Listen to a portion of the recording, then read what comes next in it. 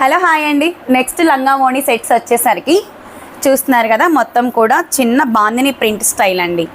మొత్తం bandhani print style అయితే వస్తుందన్నమాట. సో కలర్స్ అయితే దీంట్లో అవైలబుల్గా ఉన్నాయి. సో బార్డర్ వచ్చేసరికి మనకి నావీ బ్లూ బార్డర్ అయితే ఇస్తాడు. అండ్ పోచంపల్లి డిజైన్ అంటారు కదా, అక్కడక్కడ మనకి పోచంపల్లి డిజైన్ అయితే వస్తుంది. ఆల్ ఓవర్గా అయితే కనుక ఇలా వస్తుందండి లంగా.